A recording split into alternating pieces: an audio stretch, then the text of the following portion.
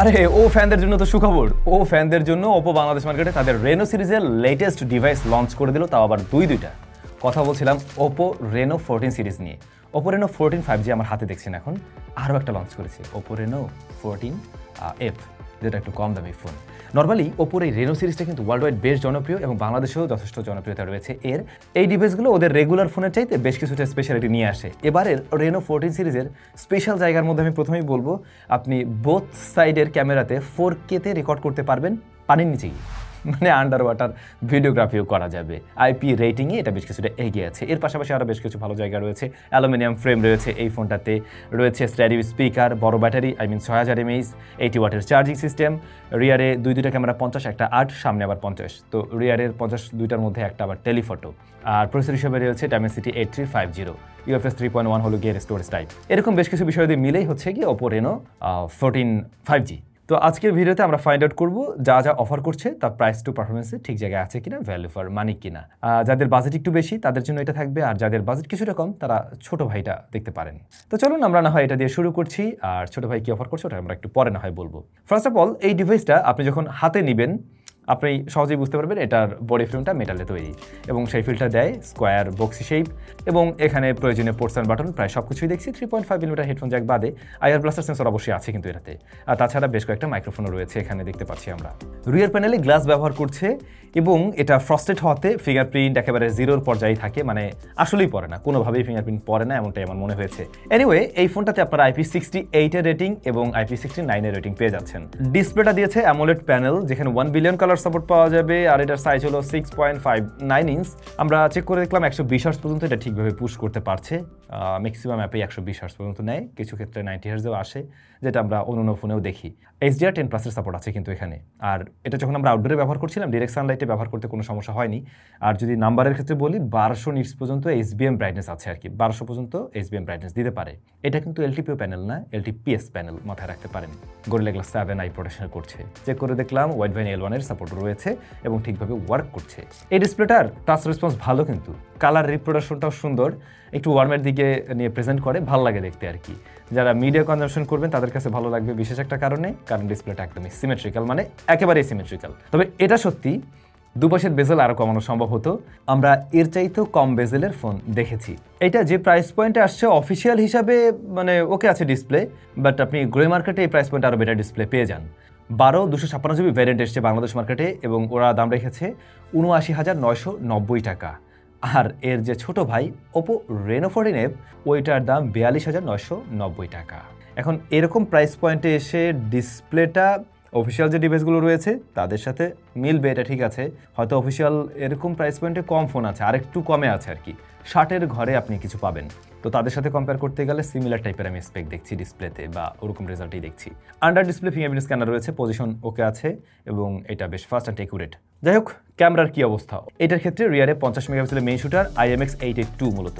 এরপরে রয়েছে 50 মেগাপিক্সেলের টেলিফটো জুম লেন্স, যেখানে 3.5x অপটিক্যাল জুম পাওয়া যাবে, সরি। আর 8 মেগাপিক্সেলের আলট্রা ওয়াইড শুটার রয়েছে। ফ্রন্ট ফেসিং ক্যামেরায় আপনি আবার পেয়ে যাচ্ছেন 50 মেগাপিক্সেলের শুটার। এই ফোনটার ক্যামেরা নিয়ে কথা বলতে গেলে ফার্স্টে আমি কথা বলতে চাই এর পোর্ট্রেট মোড নিয়ে। জাস্ট এই ছবিগুলো দেখুন, এই ছবিগুলো দেখে কি একেবারে ন্যাচারাল মনে হচ্ছে না কোনো মিররলেস দিয়ে তোলা? সেরকমই লাগছে, কিন্তু ব্যাকগ্রাউন্ড ব্লারনেস থেকে শুরু করে মেইন যে সাবজেক্ট রয়েছে শার্পনেস ডিটেল লক্ষ্য করুন। এমনকি হ্যাঁ, কালার টোনে আমরা কিছুটা হয়তো একটু স্ক্রিনটাকে একটু AI প্রসেসড মনে হতে পারে। আপনারা 3টা ফোকাল লেন্থের ছবি তুলতে পারবেন, 1x, 2x and 3.5x। 3.5x এর ছবিগুলো যদি লাইটিং কন্ডিশন ঠিকঠাক থাকে তাহলে দুর্দান্ত আসে। তবে ব্যাকগ্রাউন্ডে হেভি আলো চলে আসলে তখন কিছু কিছু ছবি আমরা একটু ওয়াশড আউট টাইপের মনে হচ্ছিল।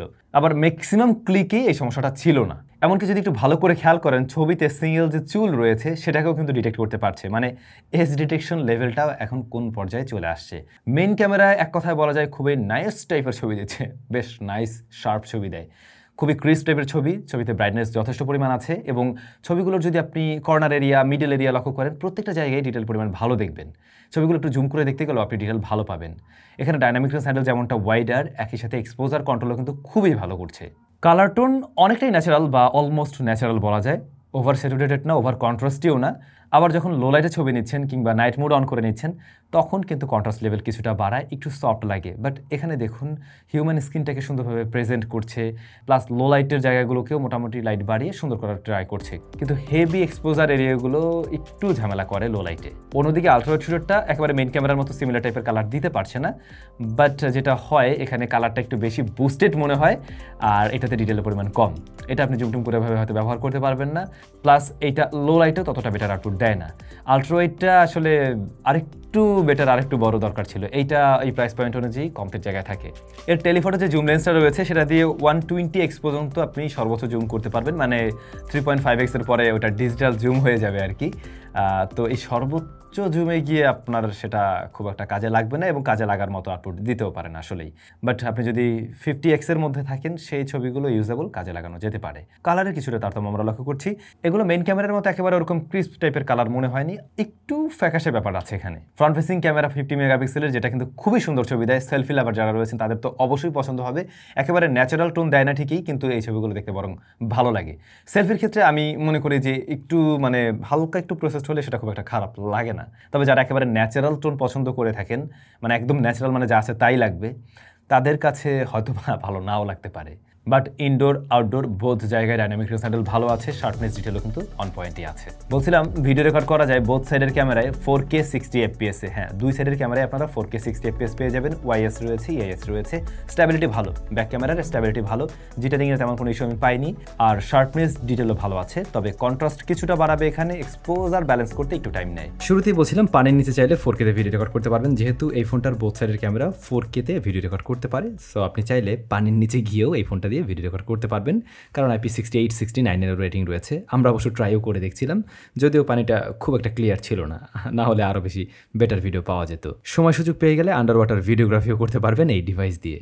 আর এই হচ্ছে ইনডোর লাইটিং কন্ডিশনে ফ্রন্ট ফেসিং ক্যামেরার ভিডিও স্যাম্পল। এমনকি যে মাইক্রোফোনের সাউন্ডটা পাচ্ছেন এটা কিন্তু ফোনের মাইক্রোফোন থেকেই।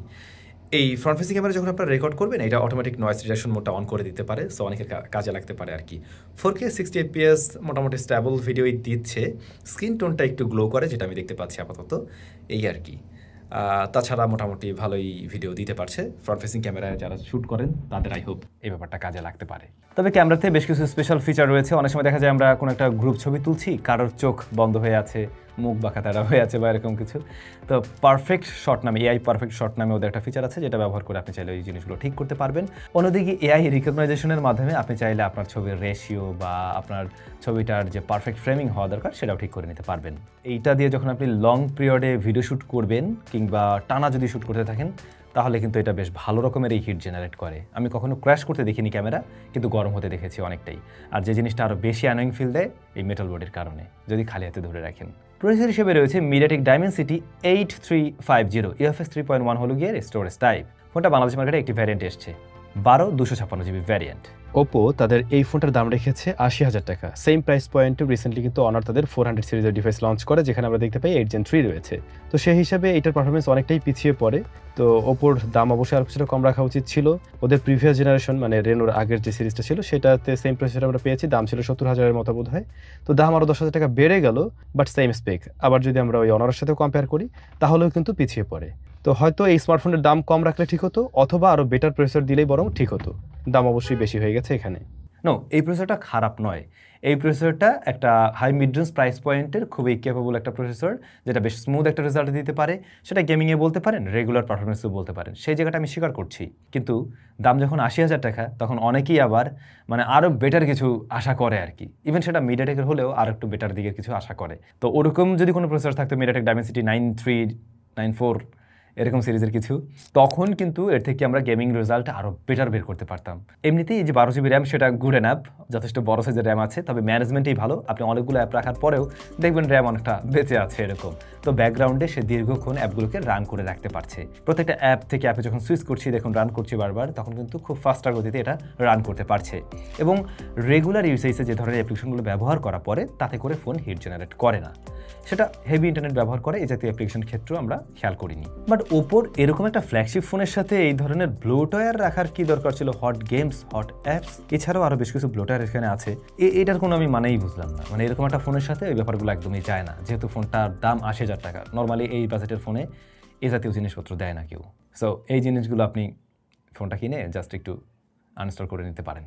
পাবজি 90 FPS আমরা ট্রাই করি। 90 FPS কিন্তু বেশ ভালোভাবেই চলছে। এই স্মার্টফোনটা পাবজির ক্ষেত্রে আমাদের টেস্টিং পিরিয়ডে আমরা দেখলাম মোটামুটি 38 ডিগ্রির মতো আসতে পারছিল, 38-39 ডিগ্রির কাছাকাছি আসছে আর কি। তবে হ্যান্ডফিল একটু বেশি দেয় মেটাল বডি হওয়ার কারণে। আর হ্যাঁ, ফ্রেম রেট অবশ্যই স্টেবলভাবে ধরে রাখতে পারছে। অ্যাভারেজে এটাকে রাখা যেতে পারে লাইক এরকম 87 এর আশেপাশেই আসে মোস্টলি। দু একবার নিচে নেমেছিল 83-84 এরকম এসেছিল। একবার আবার আমরা একটু রেকর্ডিং অন করেও দেখছিলাম, তাতেও ঠিকঠাক রেজাল্টই দেয়। তখন তুলনামূলকভাবে একটু ড্রপ করে, ইটস ট্রু, এবং গরম হয় বেশি, এটা কিন্তু সত্যি কথা। রেকর্ডিং অন করে দিলে ফোন আরও বেশি গরম হয়। বাট ওরা আবার এই গরম টরম ঠেকানোর জন্য এইখানে কিন্তু nano dual driver cooling system ব্যবহার করছে।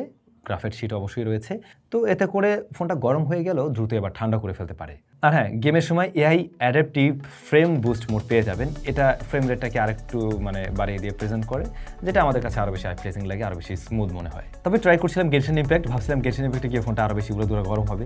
তুলনামূলকভাবে বেশি গরম হচ্ছে, প্রায় 40 ডিগ্রির কাছাকাছি গিয়ে হিট করে, বাট আমার কাছে এটাও নর্মাল মনে হয়েছে। আসলে আমি তো মনে হয় ছোট্ট একটা মিস্টেক করলাম। এই যে প্রসেসরটা এখানে রয়েছে, এই সেম প্রসেসর যতটুকু মনে পড়ে OnePlus-এর Nord C5 এই স্মার্টফোনেও রয়েছে। তো ওই ফোনের দাম কত? 35-36 হাজার টাকা মনে ছিল এরকম। তো মিলল না, 80 আর ওইটা মিলল না।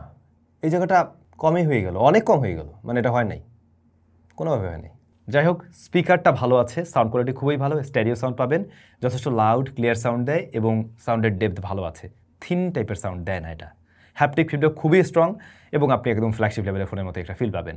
ব্যাটারি 6000 mAh-এর 80 ওয়াটের চার্জার, ওরা সুপারভোগ টেকনোলজি ব্যবহার করছে এখানে, বেশ দ্রুত চার্জ করা যায় আর ব্যাকআপও খুবই ভালো ব্যাকআপ পাবেন।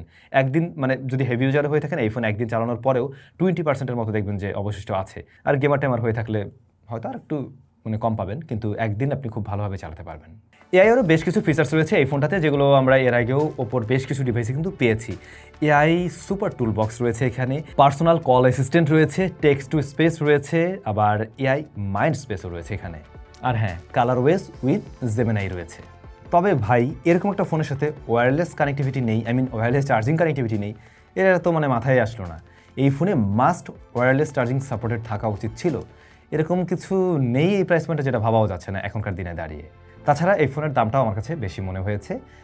হ্যাঁ, ক্যামেরাতে বেশ ভালো করছে, ডিসপ্লে ওয়াইজও ভালো লাগবে, ফোনটাও দেখতে সুন্দর। যারা ব্যালেন্স পারফরমেন্স পছন্দ করেন, ওপোর ডিভাইস খুঁজছিলেন, সুন্দর সেলফি তুলবেন, ভালো ক্যামেরা, তারা এই ডিভাইস নিতে পারবেন শিখেই। কিন্তু যারা গেমিংয়ের দিকে মূলত মেইন ফোকাসড, তাদের কাছে যেটা মনে হবে এই প্রাইস পয়েন্টে আমার জন্য একটু কমই হয়ে যায়। আর আলট্রাওয়াইডটা আসলে একটু কম হয়ে যায়, সেই সাথে ওয়্যারলেস চার্জিং টেকনোলজিটাও নেই, এই বিষয়গুলোরও ঘাটতি আছে। আপনাদের কাছে কেমন লাগলো Oppo Reno 14? কমেন্ট করে জানাবেন। আর এর যে ছোটো ভাই Oppo Reno 14F, ওইটার দামও যেমন কিছুটা কম, জিনিসপত্রও কিন্তু কমতি আছে। হ্যাঁ, ওটা তো IP68 69 রেটিং রয়েছে, পানির নিচে আন্ডার ওয়াটার ফটোগ্রাফি করা যাবে। স্ন্যাপড্রাগন 6 Gen 1 রয়েছে, যেটা আমার ওই প্রাইস পয়েন্টে কম মনে হয়। তারপর অ্যামোলেড প্যানেল আছে, 120 Hz হাই রিফ্রেশ রেট রয়েছে, 50 মেগাপিক্সেলের মেইন ক্যামেরা আছে, 8 মেগাপিক্সেল আলট্রাওয়াইড আছে, ফ্রন্ট ফেসিং ক্যামেরা 32 মেগাপিক্সেল রয়েছে, 4K 30fps রেকর্ড করতে পারে সর্বোচ্চ, 6000 mAh ব্যাটারি, 45 ওয়াটের চার্জিং সিস্টেম রয়েছে। সো ওইটা মোটামুটি কত টাকায় পাওয়া যাচ্ছে? 43,000 টাকায়। তো 43,000 টাকায় কিছু কিছু জায়গায় কমতে দিয়ে ফেলছে, ওটা 30-40-এর ঘরে রাখলে ভালো হতো। এই আর কি। আপনার কাছে কোন ফোনটা বেশি ভালো লেগেছে কমেন্ট করে জানাবেন। সবাই ভালো থাকবেন, দেখা হচ্ছে নতুন ভিডিওতে।